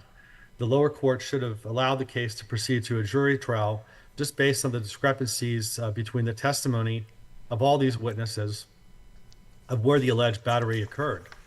Officer McGinnis never saw where the battery occurred. He took the word of the witnesses, and in particular, he didn't interview all the witnesses, but he took the word of the main witness who was injured.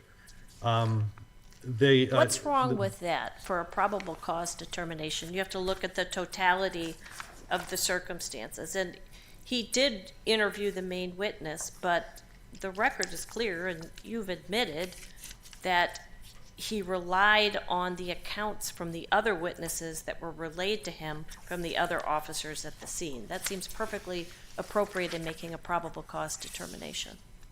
Your Honor, that might be the case, but it's not appropriate for summary judgment standard. The trial court judge cannot weigh the credibility of one witness over the other. But it's not a weighing of the credibility. It's Officer McGinnis, what he knew at the time, looking at the totality of circumstances, whether or not there was probable cause. Yes, Your Honor. So under the Illinois statute, the aggravated battery must be committed in a public way. So Officer McGinnis never saw the battery, but what he understood was that there was some altercation inside the vehicle. I think the point is that my client doesn't meet the elements of an aggravated battery for That probable doesn't make cause any to- difference as long as there was probable cause to arrest for battery, which there clearly was, based on what the officers could see or what the officer could see in the injuries, as well as the witness statements. Sure, but the main assailant in the case threatened to kill my client. He strangled my client inside of his vehicle, so my client has a right to defend The himself. officer isn't required to evaluate potential defenses. If there's Right, but probable cause to arrest for battery based on witness statements, he doesn't have to do further investigation before effectuating an arrest. It certainly doesn't Sure. have to negate defenses.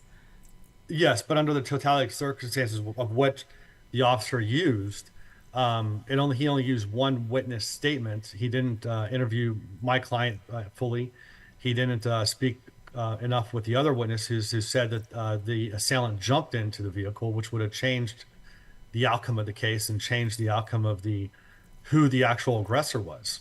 Your client admitted in his deposition that he struck Mr. Philby in the Yes. face. In the face. Why isn't that sufficient? Because he battery. was inside of his vehicle and he was attacked, and he was two other witnesses had admitted that he was attacked inside of his car. He was under the Whitehead case. I said on page 6 of my reply brief.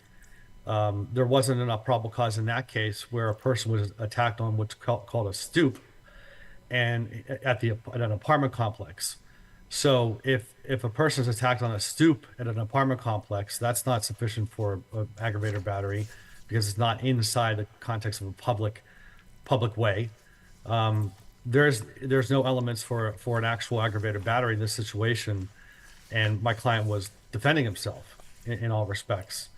And had the officer conducted the investigation and talked to their witnesses, the officer would have found out that my client was defending himself. The initial aggressor was actually Philby in this case. I'd like to reserve the rest of my time if I could for rebuttal. That's fine. If that's possible. Thank you. I'm on mute. Mr. Flores.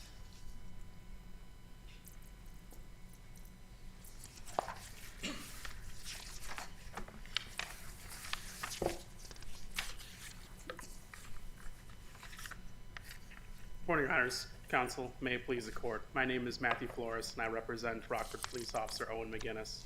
This court should affirm the district court's grant of summary judgment for 2 reasons. First, probable cause existed for Daniel Madero's arrest, and second, Officer McGinnis is entitled to qualified immunity. As this court's aware, probable cause is not a high bar. It's viewed from the perspective of the officer based on the totality of the circumstances and exists when a man of reasonable caution believes that an offense has been committed. As this court's already acknowledged, once probable cause exists for any offense, it forecloses all liability for false arrest, even if that is not the offense that was identified at the scene.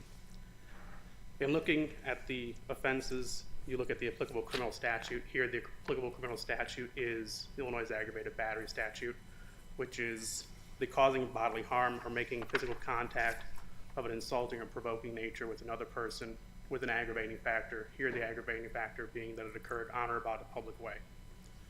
So I'd like to clarify some things that took place and what the record shows. And if you would address there, please, the arguments regarding this wasn't in a public way, that what the officer was told was it was in the vehicle, which is not a public way. That's the argument. If you would address that, please. I think that's a novel approach to distinguishing what is or what is not on or about a public way. Certainly the vehicle was on or about the public way when the battery occurred.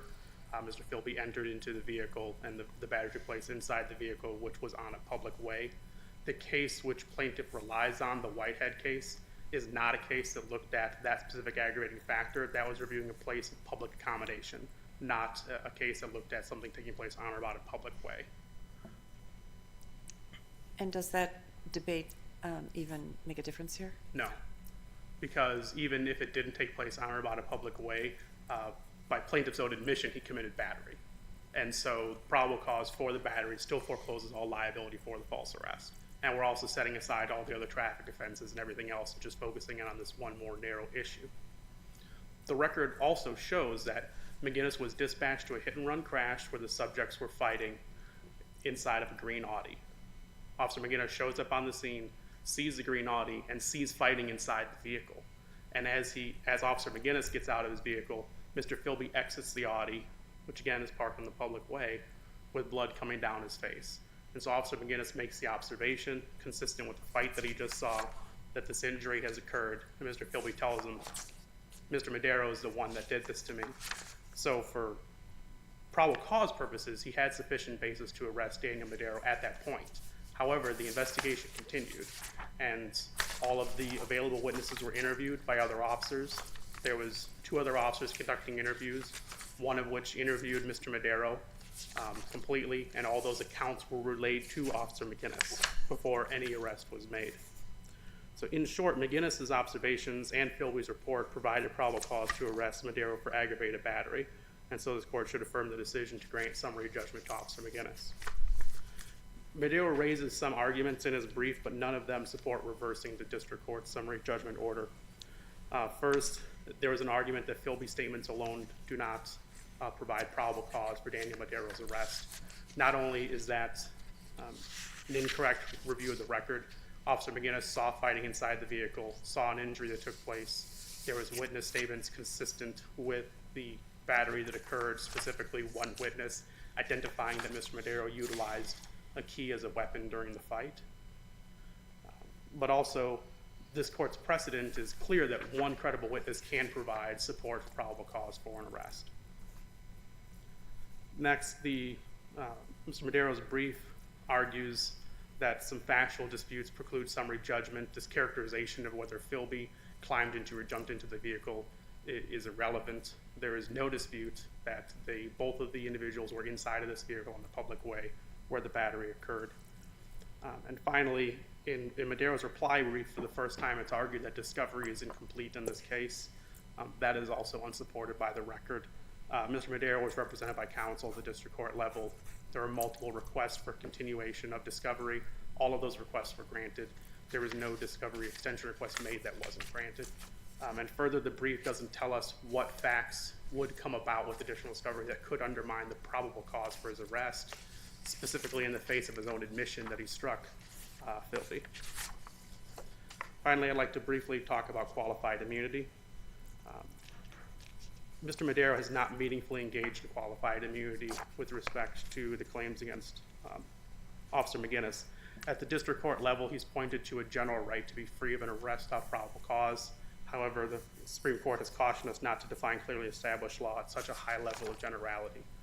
Rather, it was Mr. Madero's obligation to identify a Supreme Court case directly on point that put Officer McGinnis on notice that Officer McGinnis had violated the clearly established right of Madero's by arresting him in the circumstances specifically presented, or that Officer McGinnis's conduct was so egregious and unreasonable that despite there not being a case, no officer would have known she was acting lawfully. A failure to show either is fatal, and Madero here has not met his burden. This court could affirm on that basis alone. However, the record also supports that Officer McGinnis is entitled to qualified immunity because he acted reasonably. McGinnis made observations, obtained information for witnesses, and critically relayed all that information to a prosecutor for approval to charge the aggravated battery, which she did provide. As this court's aware, we want to encourage police officers to consult prosecutors as a valuable screen against false arrest, and that's why it goes far to establish qualified immunity.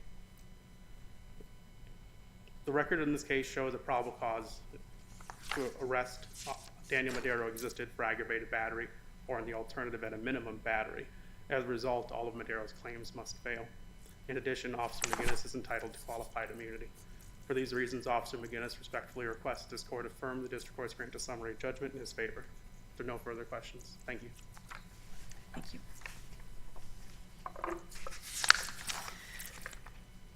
All right, Mr. Sirianni, you had reserved some time. Thank you, Your Honor. Just briefly, I want to address again the issue of the location of the actual battery in dispute. Under the section of the Illinois Code 720, the term public way is not expanded to batteries that take place in a private location or private property. The vehicle is private property. The issue is that Mr. Madero did strike Mr. Philby, but it was in his private property. And I think counsel's argument is that, well, it happened on a public street, but that's not where the battery took place. It was inside of the vehicle. And therefore, that does not warrant an arrest for aggravated battery if the actual touching took place in private property. And with that, I'd like to just rest on the briefs and also the Whitehead case I set on page 6 of my reply. All right, thank you very much. Our thanks to all counsel. The case is taken under advisement. And we'll move to our last case for argument this morning, the Estate of Caesar Stinson versus Joel Stryker. Mr. Jones, good morning. Good morning, Your Honors, and may it please the court. My client, former Deputy Sheriff Joel Stryker, caused a terrible car accident that took the life of Caesar Stinson. His distracted driving was, without question, a terrible mistake on his part. As he acknowledged, as he pled, it was criminal negligence under Wisconsin law. But the question here, though, is not whether his actions were wrong. They were wrong. The issue is instead whether they rose to the level of a constitutional, a substantive due process violation. They did not.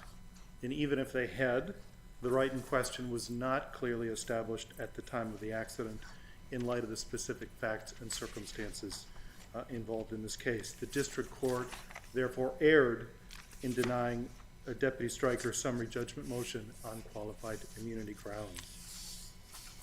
The place to start in terms of the case law is Hill v. Shoby, a decision from this court.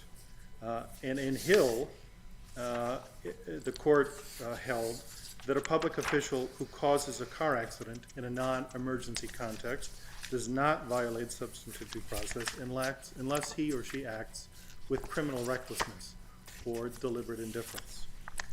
Negligence, gross negligence, is categorically not enough. According to Hill, an unintended loss of life resulting from a lack of due care does not violate substantive due process.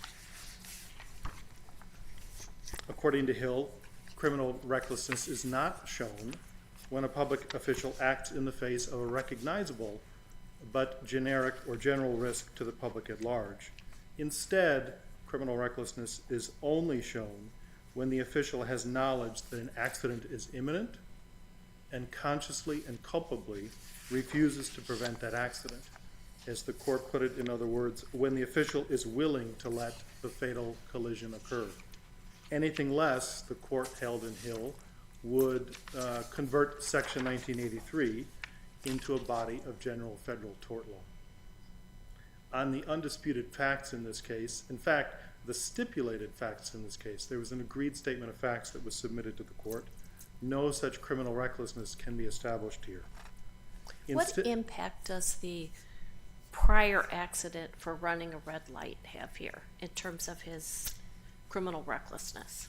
So our position would be none. And as a factual matter, I would refer the court to, Your Honor, to the agreed statement of facts. What happened in that situation is that Deputy Stryker, former Deputy Stryker, and another car were stopped at a light. The light changed, and Deputy Stryker proceeded straight when he was in a left turn only lane. Those two cars then collided. So it wasn't a situation where he ran a red light. But irregardless of But it was similar in that he was in a turn lane and went straight. From a stop, yes. And given Hill's admonition that awareness of a general risk created by violating the rules of road or even speeding, as was the case in Hill, that is insufficient to establish criminal recklessness. The fact that he was aware, that is former Deputy Stryker, because he had a driver's license. We all know as drivers that we're not supposed to drive distracted, that he had prior training, and that he had been in a minor accident. That doesn't prove or establish any more knowledge than the knowledge of the generic or general risk of driving distracted and the bad things that might occur from that. And under Hill, that's insufficient. What the stipulated facts here show, at least as far that we have to concede for purposes of appeal, is that former Deputy Stryker was driving distracted. He doesn't recall what caused him to look away from the road. The estate has consistently argued that he must have been looking at his phone. Now, the stipulated facts here establish that he wasn't. There was a forensic review of the phone. It was not, no one was engaging with the phone for at least 22 seconds before the accident occurred. But even setting that aside, the most the facts show is that Deputy Stryker was distracted, and he was distracted long enough to drive approximately 500 feet without seeing the light. But he was where he was supposed to be. He was returning to patrol. He was not speeding. He was in fact driving below the limit at the point when the accident occurred. And he was not drunk, he was not otherwise intoxicated or otherwise unfit to be driving his vehicle. Without question, his driving distracted, creating a risk, but it was a generic or general risk to the public at large. It's no greater than the risk that was created in Hill, where this court found that a deputy driving above the speed limit for no reason in the middle of the night without his headlights, emergency lights, or siren on, could not have acted with criminal recklessness. What my client did here was no worse than the deputy sheriff or police officer in Lisby decided just this past year, where he was speeding at least twice the speed limit, crossed over, made a lane change illegally and crossed over the fog line and struck a pedestrian. But he too, on those facts, could not have been engaged in criminal recklessness. There was no criminal recklessness here. At bottom, there's no evidence that Deputy Stryker knew that an accident was imminent and consciously chose to ignore that risk. As a result, no reasonable jury could have found or could find a substantive due process violation on his part. Even so, the right was not clearly established. At the time of this accident, January 2020, there is no controlling case that had found a public official liable for a motor vehicle accident based on substantive due process in this non-emergency context. Hill had set out a general standard that criminal recklessness, deliberate indifference applies, but this court and the Supreme Court have said over and over and over again that that sort of general standard is not sufficient to create a clearly established right. It has to be in the context of the specific facts and circumstances of the case. There's no, an officer aware of the case law in this circuit would have known that conduct, that is the conduct in Hill, which arguably is more egregious than the conduct here, was not sufficient to violate the substantive due process clause. And finally, on qualified immunity, this is not the rare case like Hope v. Pelzer, if I've got the name of the case right, where the application of that general standard would be so clear and obvious, so patently obvious to every officer that you can say that the right was clearly established. The court need look no further than Hill or Lisby to understand that an officer knowing the case law in the circuit would not have understood that distracted driving, as former Deputy Stryker engaged in, was a constitutional violation. I would reserve the remainder of my time. Thank you. Mr. Thompson.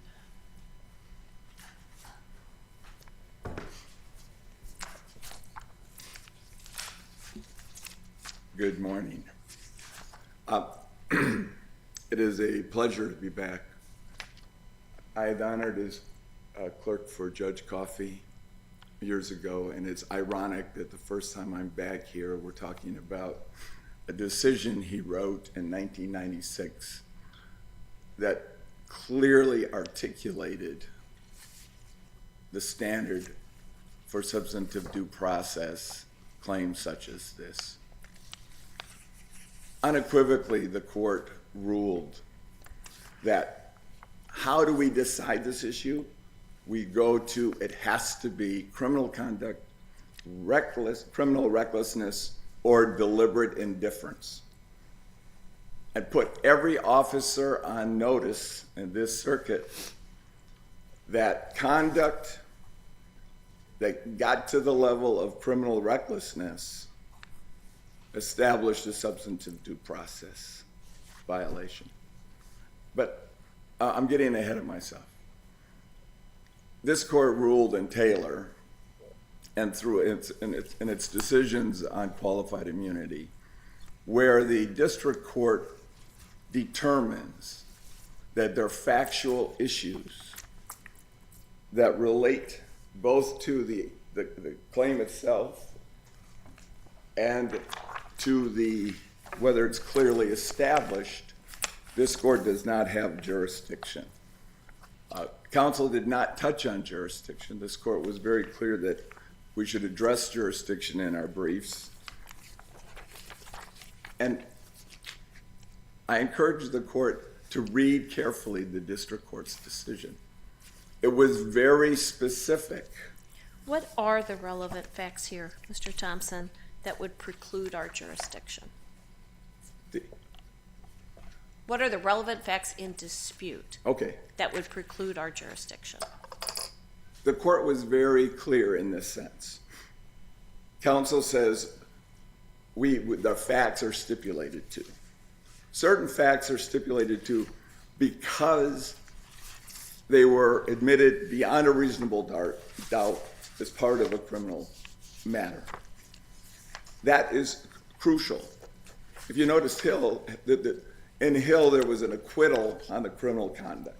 There's really, if I could cut to the chase here, there's no dispute of evidentiary fact here, and that's the Johnson versus Jones principle. And the Johnson versus Jones principle that bars our jurisdiction in qualified immunity appeals is extremely narrow, Right. and only applies when there are evidentiary facts in dispute that need resolution by a jury, like who did what when. There is no such evidentiary dispute here. What we have is a dispute over whether the material facts, all undisputed in this case, amount to deliberate indifference. The judge said it could, and so I'm going to let a jury decide, and I'm not going to address qualified immunity. That's an error. That's a qualified immunity decision that is reviewable, and it's based on a misapplication of the Hill standard that you are elevating to the law of the circuit on the deliberate indifference standard. There's lots and lots of cases, both before and after Hill, on what is necessary to establish a substantive due process violation, and that is criminal recklessness, essentially intentional conduct. Absolutely. Right. Since And so Hill, it's clearly established. If the record establishes that the material facts, all of which are undisputed, there's no evidentiary issue here, don't make out any or don't support any inference of intentional conduct, then that's the end of the case at the first step of the qualified immunity analysis, to say nothing of the second step. So let me address that. Taylor specifically said this. This is one such case. There may be a set of facts established at trial under which Garrett's use of force was not excessive or was not clearly established as excessive. The district court was very specific. Okay, there are disputes of fact and the inferences. The officer said he looked at his counsel. That's credibility. What we do know, he admitted beyond a reasonable doubt that before showing up at work, he had engaged in this salacious conversation. Right. What's relevant here Yes. is I'll the get there. 15 seconds that he wasn't looking at the road. That is stipulated. That's accepted.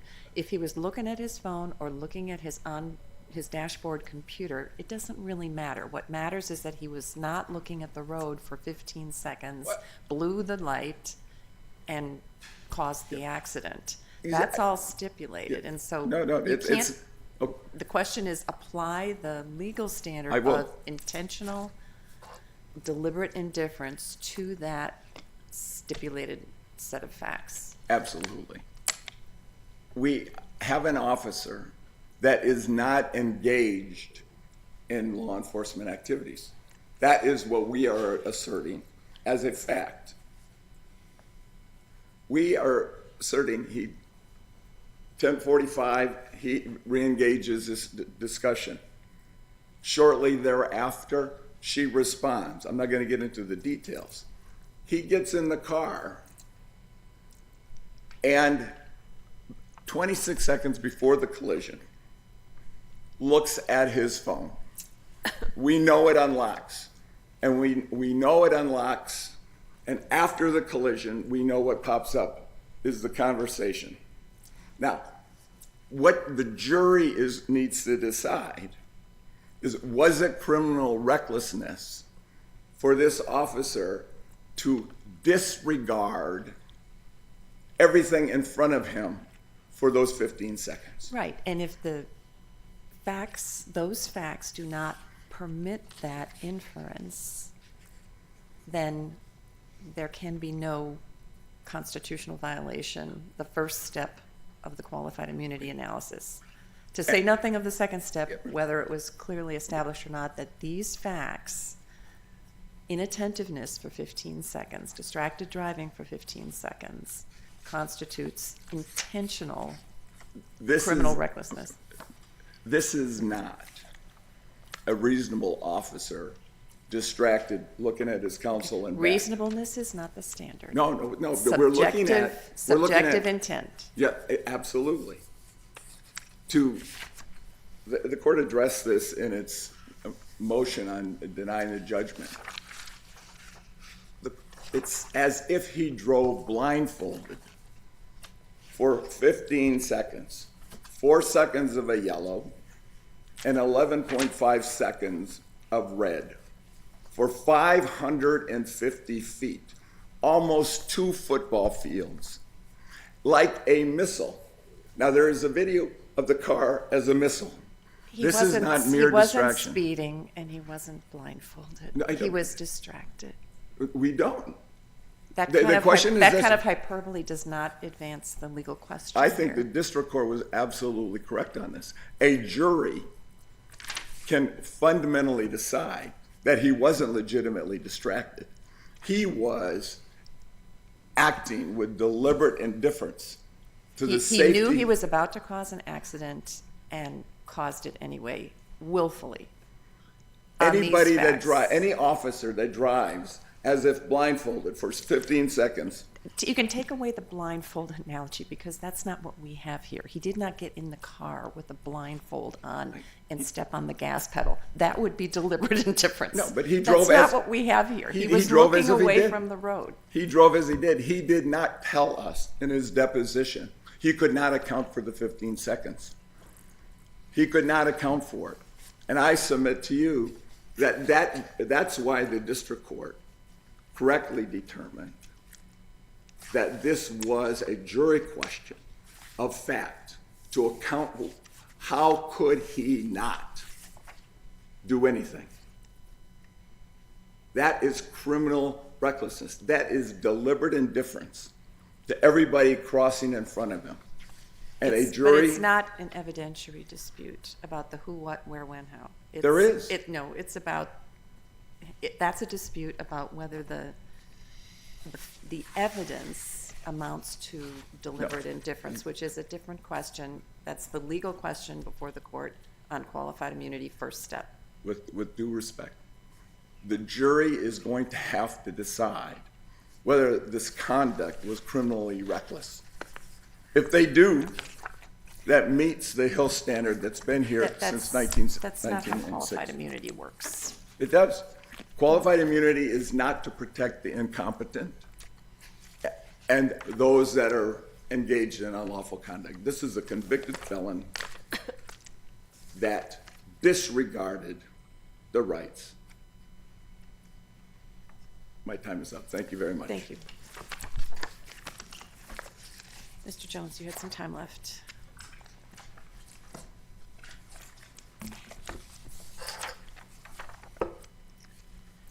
A couple of very brief points.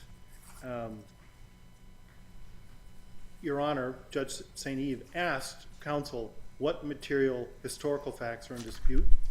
None were identified. None actually were identified by the district court in its opinion as well. As you said, Chief Judge Sykes, on an undisputed record, it becomes a question of law whether criminal recklessness was shown here.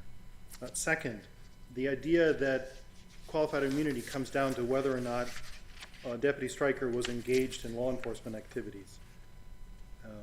The estate can't have it both ways. It's stipulated that he was acting within the scope of his employment. That requires him to have been actuated, at least in part, by serving his employer, Milwaukee County. And second on that point, that's not the qualified immunity standard in the first instance. Third, the fact that Hill said that criminal recklessness or deliberate indifference is the applicable standard, over and over and over again, the Supreme Court and this court have said that's not specific enough for qualified immunity. And the last point I would make is the district court said that driving towards an intersection without looking for 15 seconds, even at the speed limit, poses a similar risk of causing a collision as speeding through an intersection against a red light while looking at the road ahead. That's exactly what happened in Hill, and this court said that couldn't be enough to constitute a substantive due process violation, and it can't be here. Thank you. All right, thank you very much. Our thanks to all counsel. The case is taken under advisement, and that concludes our calendar for today. The court is in recess.